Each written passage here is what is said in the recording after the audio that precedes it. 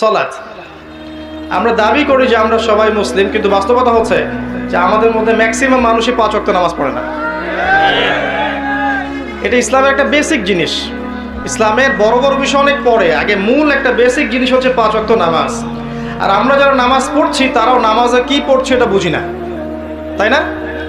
সূরা ফাতিহার অর্থ, একটা সূরার অর্থ, রুকুর তাসবিহ, সেজদার তাসবিহ, তাশাহুদ, দরুদ, দোয়া, মাসুর, এগুলো অর্থ বুঝি না বলেই দেখবেন নামাজ পড়ছি আর মনোযোগ অন্যদিকে।